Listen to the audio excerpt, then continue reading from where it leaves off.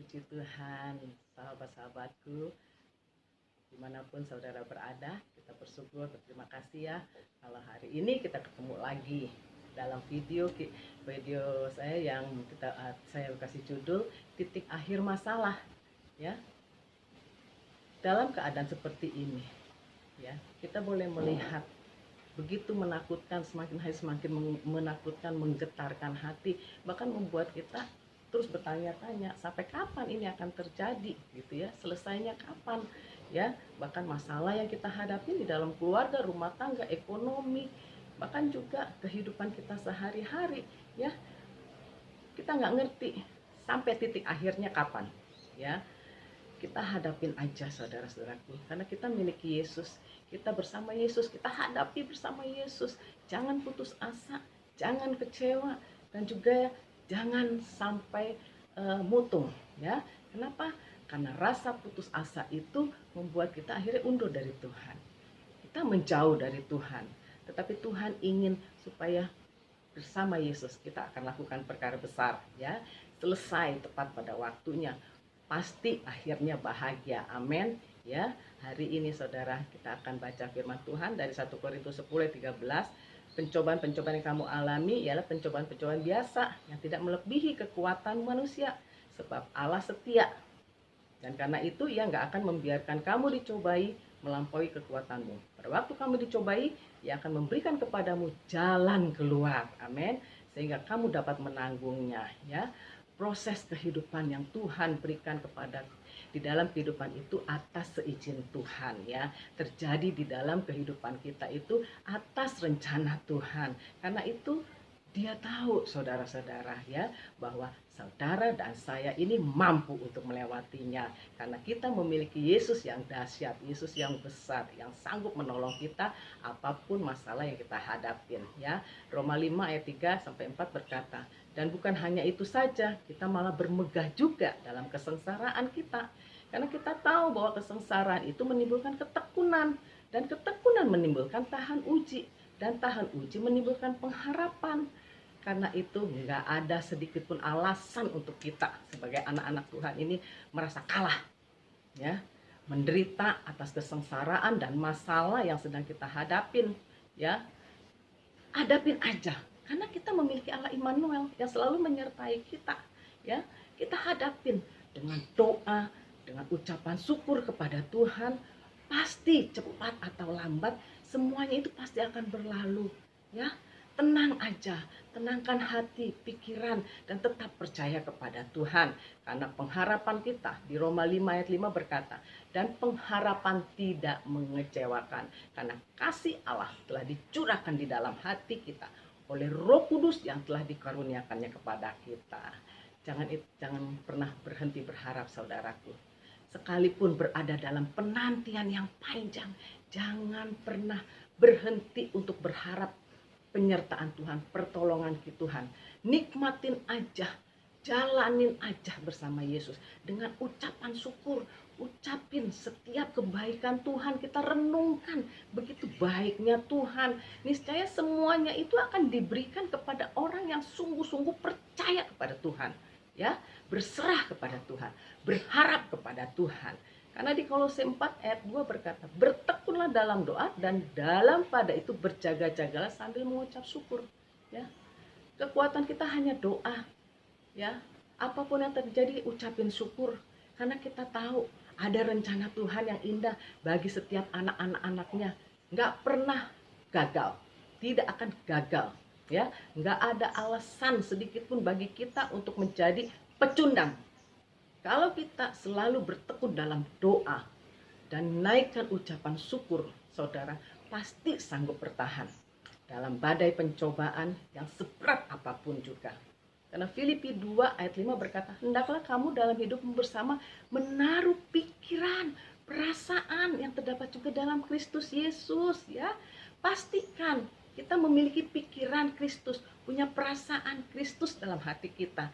Jadi kita percaya, ya, percaya kita akan menerima kekuatan dari Tuhan, kemampuan dari Tuhan untuk melihat solusi, jalan keluar untuk semua masalah kita, ya. Dalam pergumulan kita pasti yang sedang kita hadapi pasti selesai, ada jalan keluarnya ya. Tuhan yang akan memberikan pada kita damai sejahtera itu ya. Jangan sampai damai sejahtera itu hilang, karena Filipi 4 ayat 7 berkata, damai sejahtera Allah yang melampaui segala akal akan memelihara hati dan pikiranmu dalam Kristus Yesus. Saudara, minimal saudara saya tetap sehat, tetap kuat ya, dijauhin dari segala penyakit. Jangan sampai stres. Kalau stres itu penyakit bawa sendiri ya, yang kita akibatkan karena pikiran kita, karena stres kita ya, jadi sakit. Nah, melalui damai sejahtera yang Tuhan kasih, hati kita ini tetap terpelihara ya, penuh ada damai sejahtera, tenang menghadapi apa aja, tenang, sehingga tetap bisa tidur nyenyak, bisa makan, bisa menikmati hari-hari. Karena apa? Karena sukacita yang Tuhan kasih di dalam hati kita ini, dalam roh kita ini ya, yang Tuhan tuntun, Tuhan berikan berlimpah-limpah atas kita ya. Karena Filipi 4 ayat 8 berkata, jika jadi akhirnya saudara-saudara, semua yang benar, semua yang mulia, semua yang adil, semua yang suci, semua yang manis, semua yang sedap didengar, semua yang kebajikan dan patut dipuji, pikirkan semuanya itu ya. Enak ya, pikirin aja yang enak-enak, pikirin aja senang-senang, percaya apa yang kita pikirkan pasti terjadi. Jadi pikirkan ya segala hal yang positif ya, segala hal yang baik. Jangan masukkan pikiran negatif, pikiran yang membuat kita ruwet ya, akhirnya hati kita jadi ruwet. Pikirkan yang positif, yang enak, karena apa yang kita pikirkan itu yang akan terjadi, saudara ya. Ada kesaksian seorang ibu ya, seorang ibu dia jualan babi ya, babi itu yang dia beli ngeteng gitu, berapa kilo gitu kan, untuk dia jual di pasar. Saudara, dia punya anak 4 ini setiap hari hanya jualan, dia butuh untuk anak-anak uang sekolah ya, buat uang sekolah anak-anak. Jadi dia beli makanan atau dia makan hanya secukupnya ya, nasi dan hanya lauk secukupnya. Kalau dia goreng 1 telur itu bisa dilebarin dibagi 4. Saudara, hidup mereka sederhana, tetapi anak-anaknya dekat sama Tuhan. Hidupnya dekat sama Tuhan. Dia belajar sungguh-sungguh apa yang orang tuanya inginkan, supaya sekalipun anak tukang babi, tapi dia menjadi orang yang berhasil. Karena itu dia hanya serahkan masa depan anak-anaknya ke dalam tangan Tuhan. Dan anak-anaknya pun hidup dekat dalam Tuhan, saudara. Sampai akhirnya mereka SD, SMP, SMA. Mereka cari bantu uang dengan apa? Ngelesin. Dia ambil anak-anak ya SD atau TK gitu, tetangga-tetangganya untuk ngelesin. Berapa aja dibayar dia terima, saudara. Akhirnya mereka pun mempunyai uang untuk kuliah. Sampai akhirnya ada orang, anaknya ini ada yang satu jadi pramugari, satu menikah dengan orang Amerika, saudara.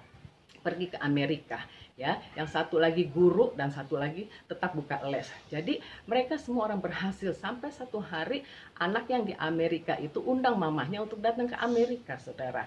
Udah dibikinin paspor, udah apa, mereka berangkat. Si mamahnya dengan iman bahwa Tuhan pasti menolong, mereka akan sampai walaupun dia nggak bisa bahasa Inggris, saudara. Dia naik kapal terbang dengan hanya berdoa, mengandalkan Tuhan.